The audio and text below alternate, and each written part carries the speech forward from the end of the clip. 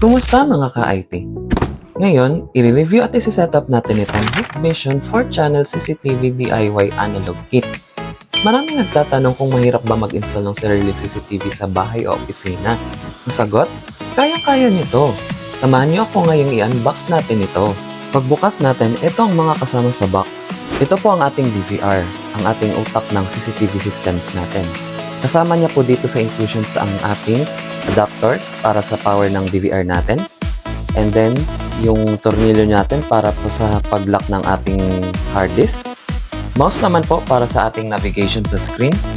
SATA power and SATA cable para naman din po sa hard disk natin para i-connect sa ating DVR. And lastly, ito ang ating user's manual.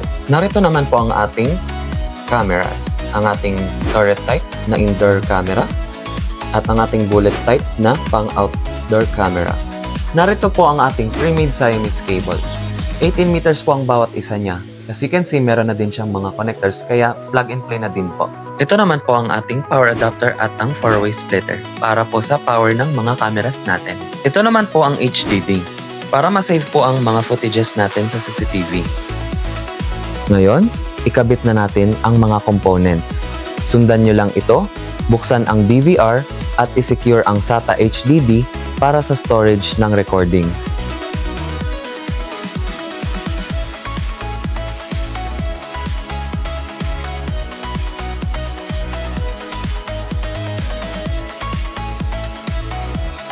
I-connect ang BNC connector ng cable sa likod ng DVR at ang kabilang dulo sa camera.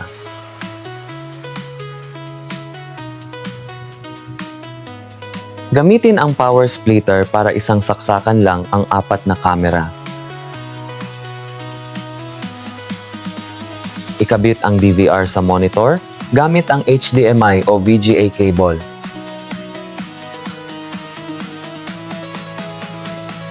Pag on ang unit, ito ang unang lalabas ang activation. Gumawa ng strong password.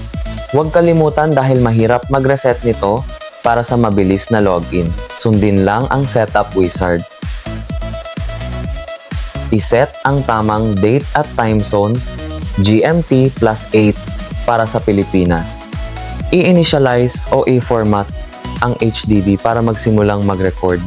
Para mapanood sa cellphone kahit nasaan ka, kailangan nating i-online ang DVR. Isaksak ang LAN cable mula sa router papunta sa DVR.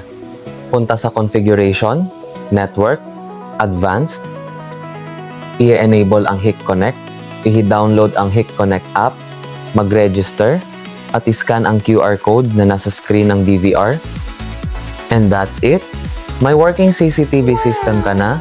Siguraduhin lang na itatago ng maayos ang mga cable para hindi maabot ng ulan o masira ng daga. Kung may tanong kayo, mag-comment lang sa baba. Huwag kalimutang i-like, share, at mag-subscribe para sa mas marami pang IT and security tutorials. I'm Tony, and this is your DIY guide.